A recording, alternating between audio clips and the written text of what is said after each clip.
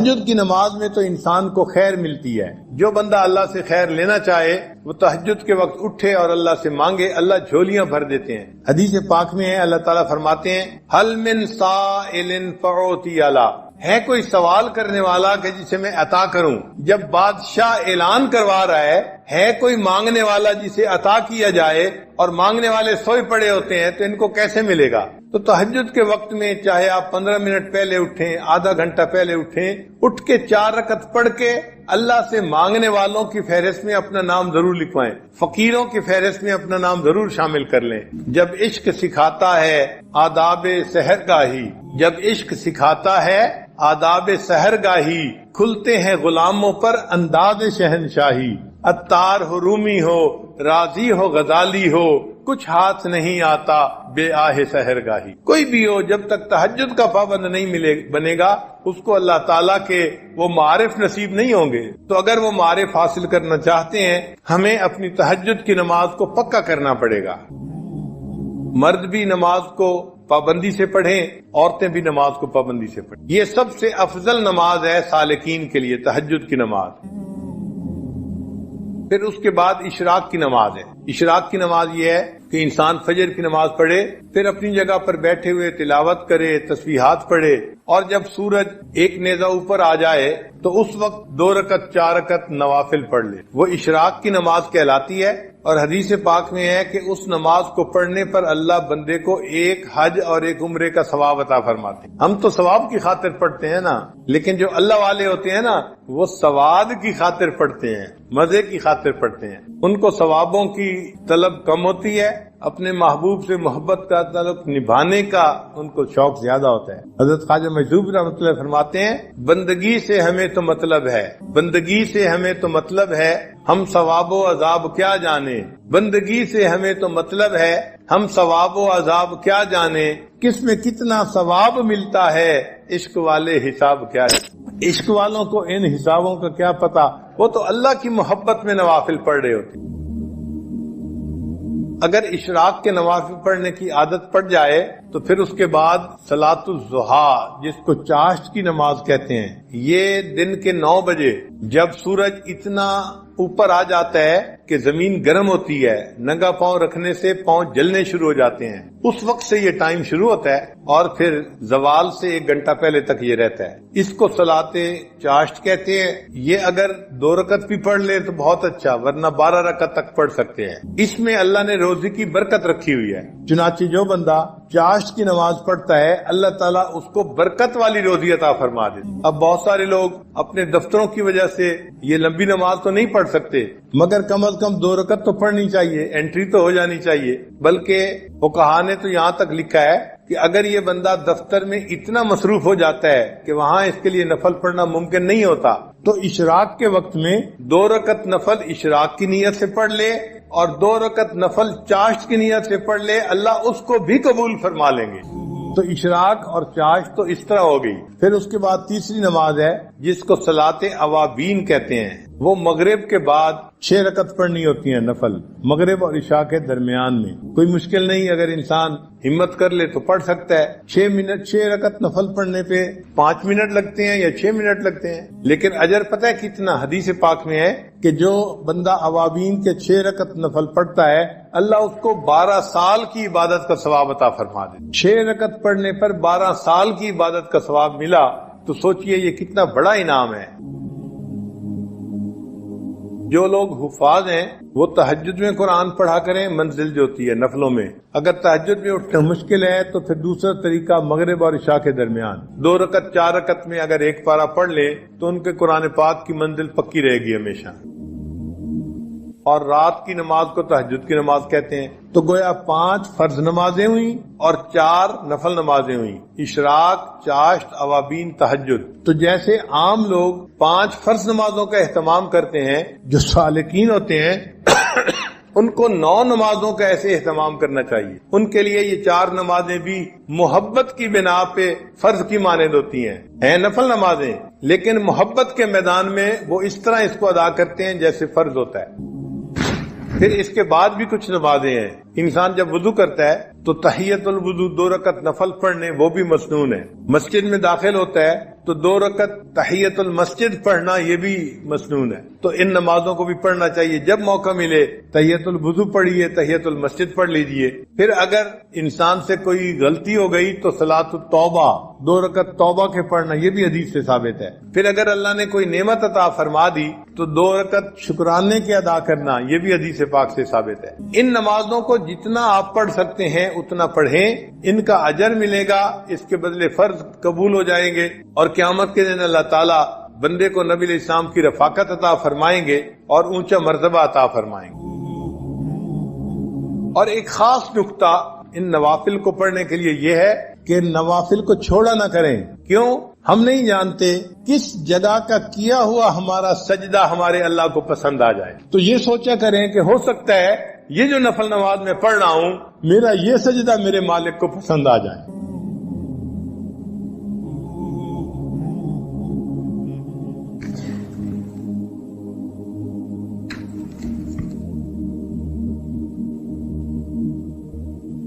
علامہ اقبال نے کہا واقف ہو اگر لذت بیداری شب سے, واقف ہو اگر لذت بیداری شب سے, اونچی ہے ثریا سے بھی یہ خاک پر اسرار. یعنی یہ خاک کی مٹھی انسان جو ہے یہ ثریا سے بھی اونچا چلا جاتا ہے. اللہ تعالی ہمیں بھی بیداری شب کی لذت عطا فرمائے. تیری محفل بھی گئی, چاہنے والے بھی گئے, شب کی آہیں بھی گئیں, صبح کے نالے بھی گئے. دل کو زندہ کرنے کا ایک سبب اتباع سنت. ہر کام نبی علیہ السلام کی سنت کے مطابق کرے. ہر کام, کھانا پینا, چلنا پھرنا, اٹھنا بیٹھنا, رفتار گفتار کردار, ہر چیز نبی علیہ السلام کی سنت کے مطابق. ہمارے سلسلہ عالیہ نقشبندیہ میں اس کا بہت اہتمام بتایا جاتا ہے. چھوٹے سے چھوٹا عمل, بڑے سے بڑا عمل, کوئی عمل بھی سنت کے خلاف نہیں ہونا چاہیے. ہر وقت نظر اس چیز کو تلاش کرتی رہے کہ میں نے اس عمل میں کیسے کرنا ہے. اور اس کا بہترین طریقہ یہ بھی ہے کہ مسنون دعائیں یاد کر لیجئے. کتابیں مل جاتی ہیں چھوٹی سی, نبی علیہ السلام کی مسنون دعائیں, پیارے نبی علیہ السلام کی پیاری دعائیں, ان کو یاد کر لیں اور جس موقع پر پڑھنے کی دعا ہو اس پر پڑھتے رہیں. جو لوگ کہتے ہیں نا جی کہ وقوف قلبی نہیں رہتا, وہ دوسرے لفظوں میں بتا رہے ہوتے ہیں جی کہ میں مسنون دعا کی پابندی کوئی نہیں کرتا.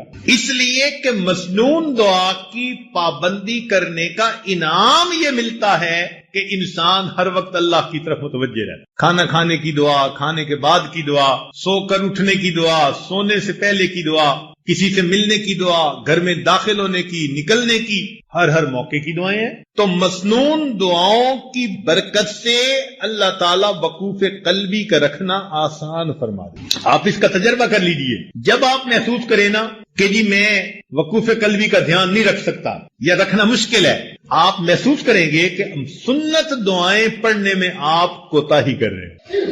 ان کی پابندی کریں, آٹومیٹکلی اللہ کی طرف دھیان رہے گا, توجہ رہے. دل کو زندہ کرنے کا ایک اور عمل قیام اللیل, تہجد کی نماز. چنانچہ جو لوگ چاہتے ہیں کہ اللہ رب العزت سے تعلق ہو, ان کی محبت دل میں ہو, ہم اللہ تعالیٰ کے مقبول بندوں میں شامل ہو جائیں, ان کو چاہیے کہ رات کے آخری پہر میں چند رکعت نفل اللہ کے حضور ضرور پڑھا کریں. اللہ تعالیٰ فرماتے ہیں والذین یبیتون لربہم سجدا وقیاما. حدیث پاک میں آتا ہے افضل الصلاۃ بعد المکتوبۃ قیام اللیل, کہ 5 فرض نمازوں کے بعد سب سے افضل نماز تہجد کی نماز ہے. قیل للحسن, حسن رحمت اللہ علیہ سے یہ کہا گیا ما بال المتہجدین احسن الناس وجہا, کیا وجہ ہے کہ تہجد پڑھنے والوں کے چہرے بڑے منور ہوتے ہیں, ان کے چہروں پہ بڑا نور ہوتا ہے. قال, انہوں نے جواب دیا لأنہم خلو بالرحمن فألبسہم نور من نورہ, اس لیے کہ وہ اللہ کے ساتھ تنہائی میں عبادت میں وقت گزارتے ہیں, اللہ اپنے نور کو ان کے چہروں پر پالش کر دیتے. ایک بزرگ فرمایا کرتے تھے کہ حضرت, ان کے پاس ایک بندہ آیا, اس نے کہا کہ حضرت مجھے رات تہجد کی توفیق نصیب نہیں ہوتی, کوئی عمل بتا دے. انہوں نے آسان سا جواب دے دیا, فرمانے لگے اے دوست تو اپنے دن کے اعمال کو سنوار لے اللہ تعالیٰ تجھے رات کے اعمال کی توفیق عطا فرما دے. ہم دن میں جو نافرمانیاں کرتے ہیں نا، ان کی وجہ سے رات کی عبادت سے محروم کر دیے جاتے. فقال لا تعصه بالنهار، تو دن میں اللہ کی نافرمانی نہ کر. وَهُوَ يُقِيمَكَ بَيْنَ يَدَيْهِ بِاللَّيْلِ، تو دن میں اس کی نافرمانی نہ کر، وہ تجھے رات میں قیام کی توفیق عطا فرما. یروان سفیان ثوری رحمۃ اللہ سے یہ بات منقول ہے، فرماتے تھے کہ حرمت قیام اللیل 5 اشہر بذنب اصبتہ، ایک مرتبہ ایک گناہ مجھ سے سرزد ہو گیا جس کی وجہ سے 5 مہینے تہجد کی نماز سے میں محروم ہو گیا. اور پتہ ہے وہ گناہ کون سا تھا؟ فرماتے ہیں گناہ یہ تھا کہ ایک نوجوان دعا مانگتے ہوئے رو رہا تھا اور میں نے اس کی طرف دیکھ کر گمان کیا کہ یہ ریاکاری کر رہا ہے. میں نے اپنے دل میں اتنا سوچا ریاکاری کر رہا ہے. اس بدگمانی کے گناہ کی وجہ سے اللہ نے 5 مہینے تہجد سے مجھے محروم کر دیا. اور ہم کتنی بدگمانیاں کرتے ہیں لوگوں کے بارے میں بھائی، ہر کسی سے بدگمان الا ماشاء اللہ. پھر کہتے ہیں جی تہجد نہیں ملتی. اور پھر بعض دوست تو ایسے ہیں جو بڑے مطمئن ہوتے ہیں، اور جی ہم سارا دن مدرسے میں قرآن پڑھاتے ہیں، حدیث پڑھاتے ہیں، رات تہجد نہ پڑھی تو کیا ہوا، ثواب تو مل ہی جاتا ہے. تو بھئی صحابہ کرام سارا دن سبزیاں بیچتے تھے، جو وہ رات کو تہجد کا اتنا اہتمام کرتے تھے، وہ کیا کرتے تھے؟ وہ بھی تو سارا دن دین کے کام میں لگے رہتے تھے نا. فرسان بالنہار ہوتے تھے، اور پھر اللہ ان کو رہبان باللیل بنا دیا. رات گھوڑے کی پیٹھ پہ ہوتے تھے صبح میں، اور رات مسلح کی پیٹھ پر ہوا کرتے. تو یہ تو نفس ہمیں مطمئن کر دیتا ہے نا کہ کوئی بات نہیں اگر تہجد کی توفیق نہیں ملتی. اچھا ایک بات ذرا توجہ سے سنیں کہ ایک تو ہے ہمارا سوچنا ہم تہجد پہ نہیں اٹھتے، اور ایک سوچ کا انداز اور بھی ہے. وہ کیا؟ حدیث پاک میں آتا ہے اللہ تعالیٰ رات کو فرشتوں کی 3 جماعتیں بنا دیتے ہیں. فرشتوں کی کتنی جماعتیں؟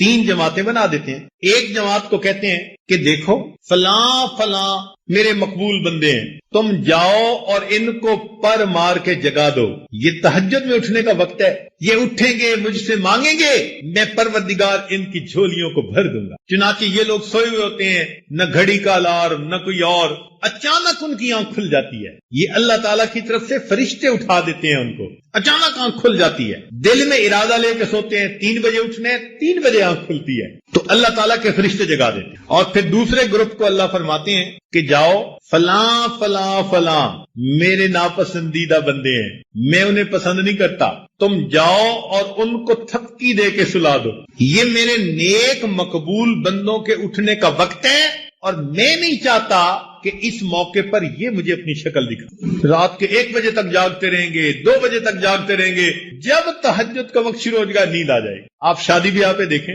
لوگ پروگرام بناتے ہیں آج شادی کی رات ہے جی ساری رات جاگیں گے، ساری رات نہیں جاگتے. جب تہجد کا وقت شروع ہوتا ہے سارا مجمع سو جاتا ہے، گھر کی عورتیں سو جاتی ہیں، مرد سو جاتی ہیں، مہمان بچے سب سوئے پڑے ہوتے ہیں. وہ سوئے نہیں ہوتے، ان کو سلا دیا جاتا ہے.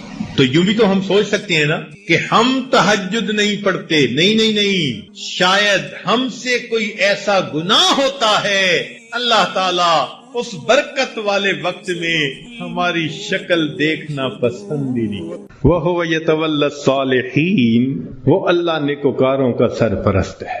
اور یہ 100% سچی بات ہے. یعنی لوگوں کے لیے کہتے ہیں نا جی آؤٹ آف دی وے، اللہ تعالیٰ کے لیے تو کوئی چیز آؤٹ آف دی وے نہیں ہے نا، مگر ہے اسی طرح کہ جو نیک بنتا ہے دیکھنے سے پتہ چلتا ہے کہ جیسے کوئی غیبی قوت آؤٹ آف دی وے جا کے اس کی مدد کر رہی ہے، اس لیے کہ وہ اللہ کی سرپرستی میں آ چکا ہوتا ہے. ایسے اللہ تعالیٰ اپنے بندوں کی مدد فرماتے ہیں. ذرا اللہ سے دوستی لگا کے دیکھیں، اس کی سرپرستی میں آ کے دیکھیں، سمجھ پھر لگے گی کہ بندے کی زندگی کتنی سہانی ہو جاتی. آج تو جس بندے کے کنٹیکٹ بڑے ہوں، واقف ہوں، کہتے ہیں جی اس کے بڑے لمبے ہاتھ ہیں، اور اللہ والوں کی تو حالت یہ کہ ان کے ہاتھ تو اللہ تعالیٰ کی جیب میں ہوتے ہیں.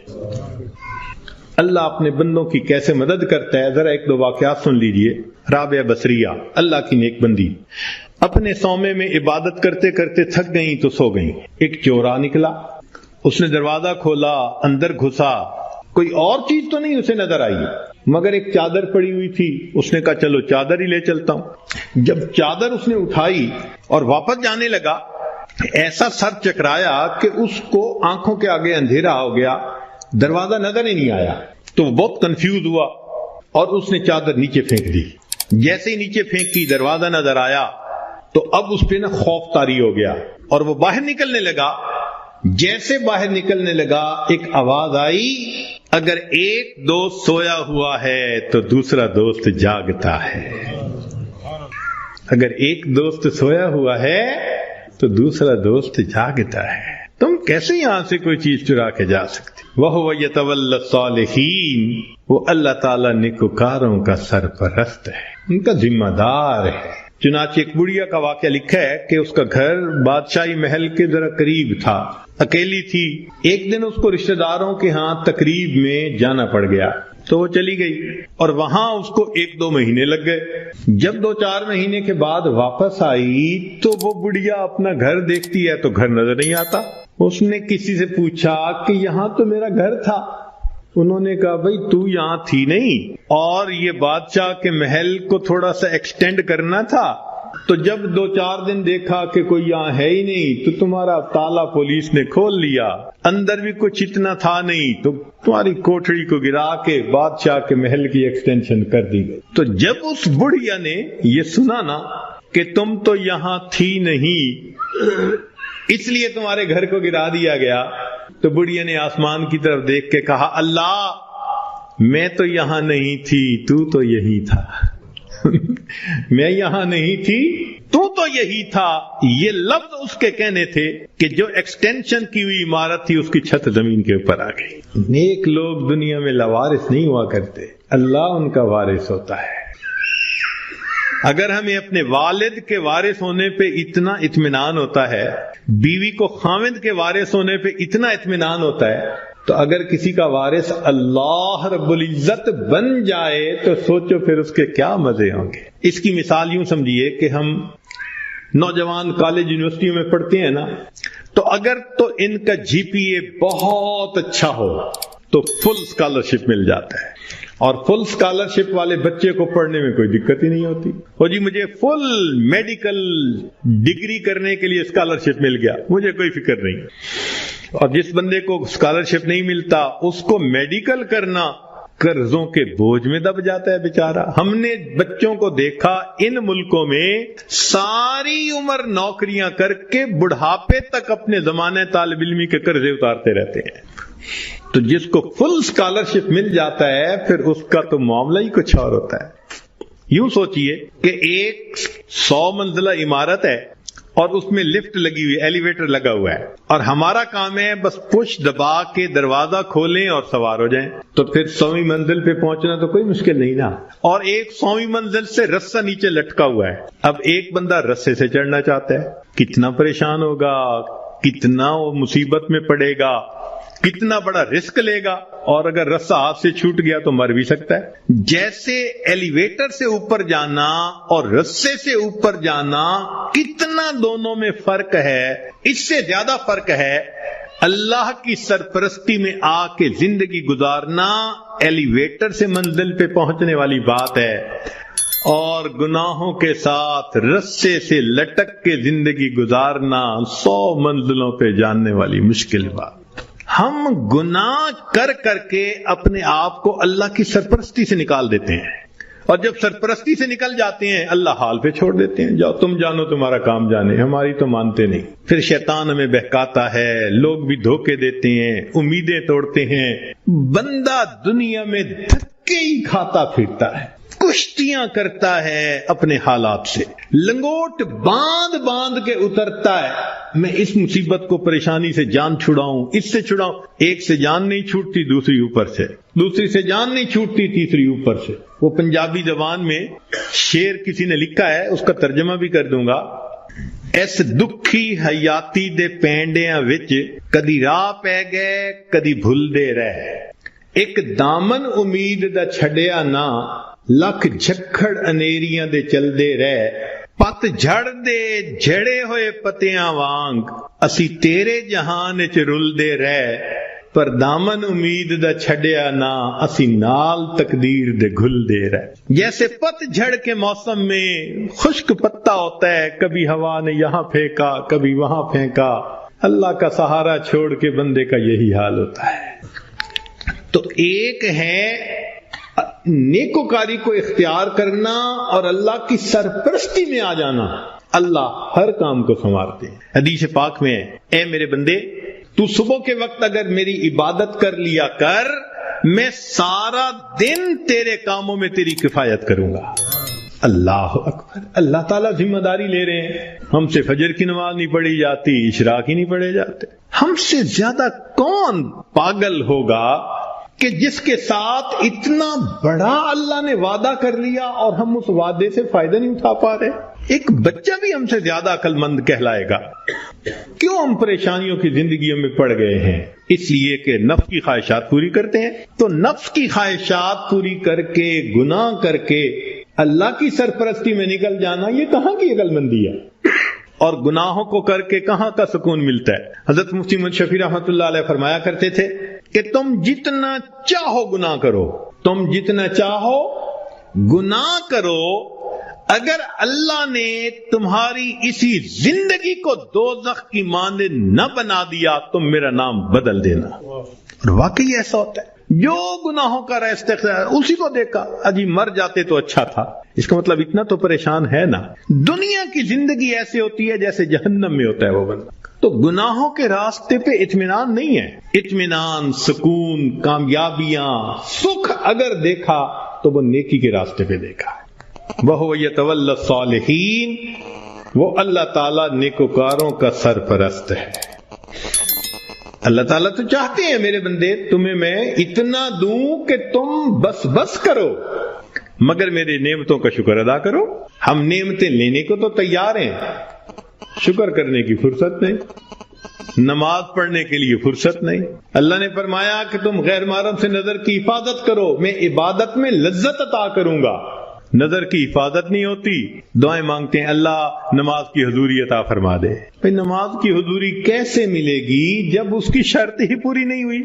جب نگاہوں نے جھکنا ہی نہیں سیکھا تو نماز کی حضوری تو آؤٹ آف کوسچن ہے نا. پھر تو ہم سوچیں کہ ہم خود بخود پریشانیوں کے راستوں پہ چل رہے ہیں، کانٹوں کے راستوں پہ چل رہے ہیں اپنے نفس کی خواہشات کی وجہ سے. اللہ تعالیٰ اسی لیے اپنے بعض بندوں کو خوب دیتا ہے. کیوں؟ کہ میرا شکر ادا کریں. شکر ادا نہیں کرتے، اللہ تعالیٰ لے لیتے ہیں. جو پروردگار دینا جانتا ہے وہ پروردگار لینا بھی جانتا. پھر کہتے ہیں حضرت صاحب ایک وقت تھا مٹی کو ہاتھ لگاتے تھے سونا بن جاتی تھی، آج تو سونے کو بھی ہاتھ لگاتے ہیں تو مٹی ہو جاتا ہے. حالات بدل جاتے ہیں اس لیے کہ ان کے تقاضوں کو پورا نہیں کیا ہوا ہوتا. چنانچہ بنی اسرائیل کے 3 آدمی تھے، ان کا ایک واقعہ عجیب ہے، بڑا سبق آموز ہے. ان میں سے پہلے بندے کے پاس ایک آدمی آیا اور اس کو کہا بھئی تمہاری کوئی پریشانی؟ اس نے کہا پریشانی تو بہت ہے. کیا؟ اس نے کہا بھئی یہ پھل بہری ہے، یہ جو سفید داغ جسم پہ ہو جاتے ہیں، برس کا مریض ہوں میں، اور میری شکل اتنی بری ہو گئی ہے کہ میں نہ مسجد جا سکتا ہوں نہ کسی کے سامنے بیٹھ سکتا ہوں. لوگوں کو کراہت ہوتی ہے مجھ سے، اور لوگ مجھے نیچی نظر سے دیکھتے ہیں، کم نظر سے دیکھتے ہیں. تو ایک تو میری یہ پریشانی ہے کہ برس کی بیماری ختم ہو جائے، اور دوسرا رزق کی بھی بڑی تنگی ہے. اس نے دعا دی اللہ اس کی بیماری کو دور کر دے اور اس کا رزق وسیع کر دے. اللہ تعالیٰ نے اس کی بیماری بھی دور کر دی اور اس کو ایک گائے عطا فرمائی، اونٹنی عطا فرمائی. اور اونٹنی کی نسل اتنی بڑھی کہ وہ تھوڑے عرصے میں ہزاروں اونٹوں کا مالک بن گیا، بڑا ملٹائی ملینر ہو گیا. وہ بندہ دوسرے کے پاس گیا، اس سے کہا بھئی آپ کی کوئی پریشانی؟ اس نے کہا جی سر پہ بال نہیں ہے، گنجا ہوں اور جہاں بیٹھتا ہوں لوگ میرا مذاق اڑاتے ہیں، اور دوسرا یہ کہ کاروبار بھی میرا نہیں چلتا تو رزق کی بھی پریشانی ہے. اس نے دعا دے دی اللہ اس کے بیماری کو بھی دور کر دے، اس کو رزق میں بھی برکت دے دے. اللہ کی شان کہ اس کے سر پہ خوبصورت بال بھی اگائے اور اس کو ایک گائے ملی، اور گائے کی نسل اتنی بڑھی کہ وہ تھوڑے دنوں میں سینکڑوں گایوں کا مالک، امیر آدمی بن گیا.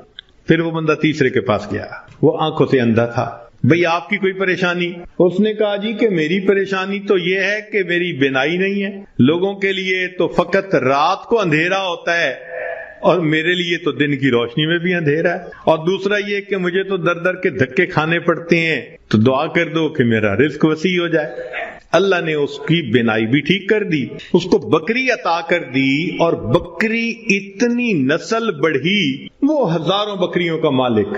یہ تینوں بندے اپنے وقت میں بنی اسرائیل کے بڑے امیر بندے کہلانے لگے، کروڑوں میں کھیلنے لگے۔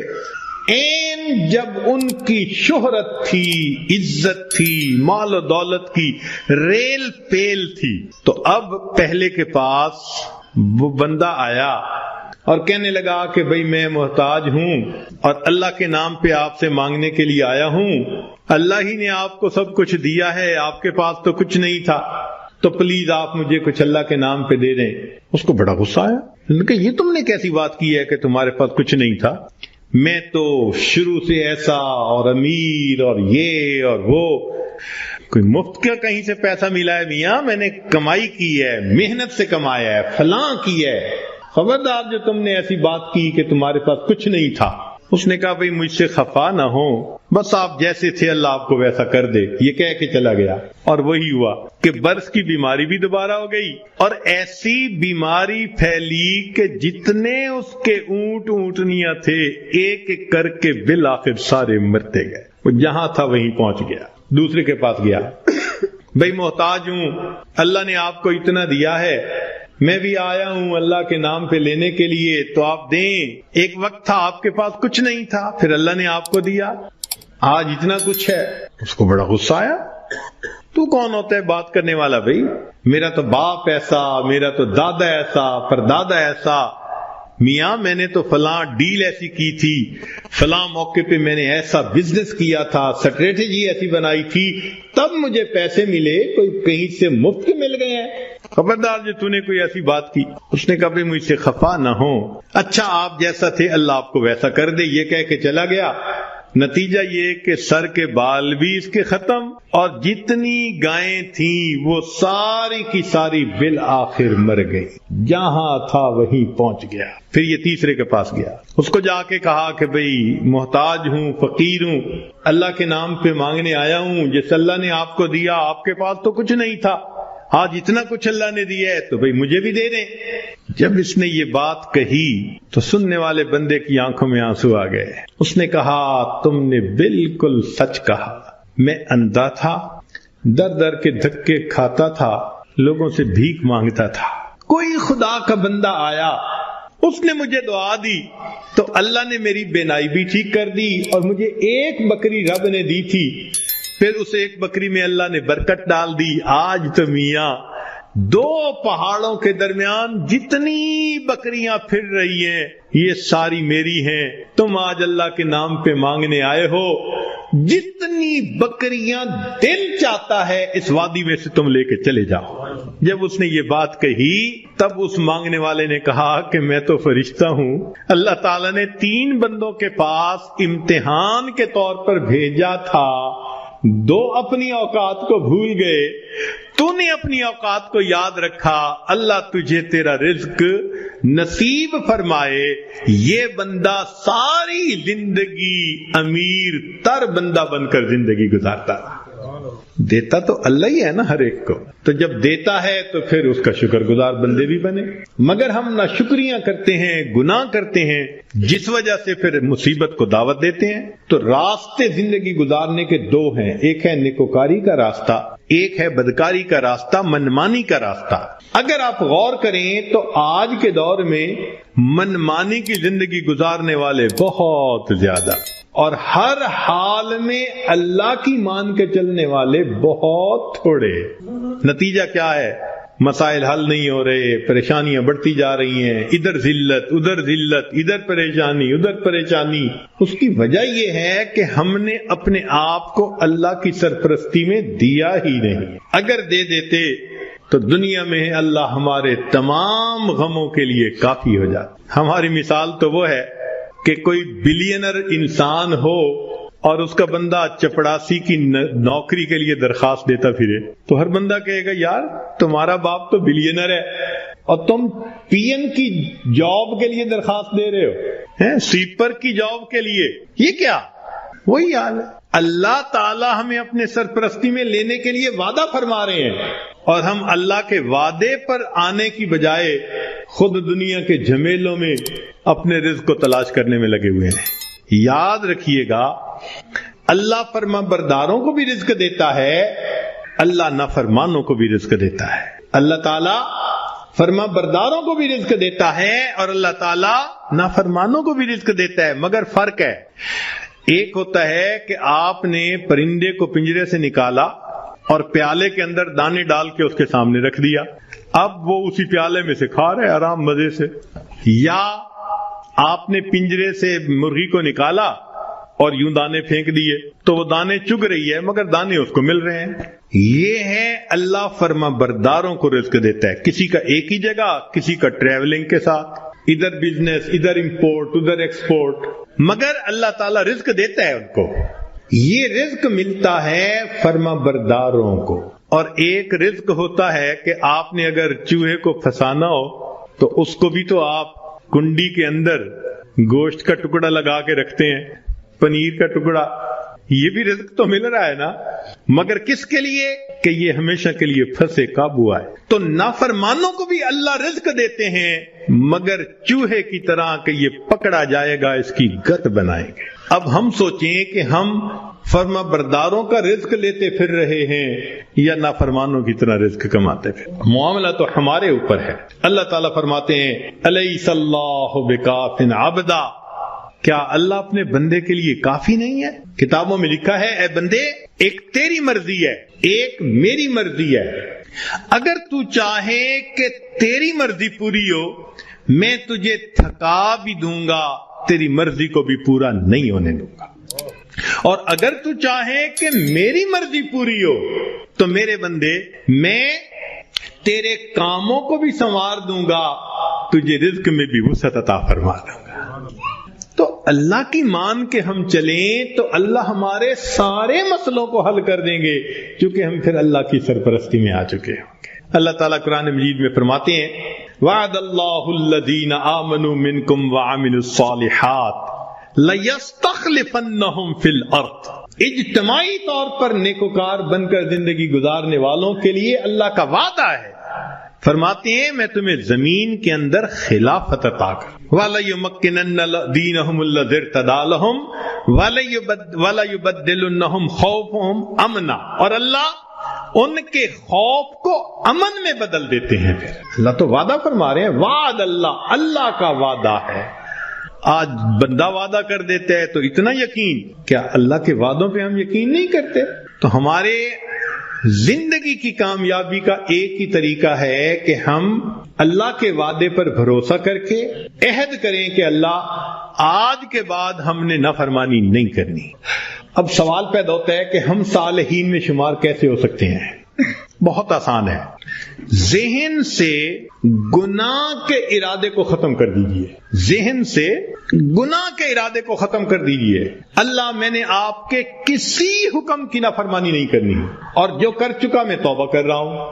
تو پہلا قدم کہ آئندہ گناہ کی نیت کو ذہن سے نکال دینا، اور دوسرا کہ اگر پھر گناہ ہو جائے تو پھر توبہ کرنا۔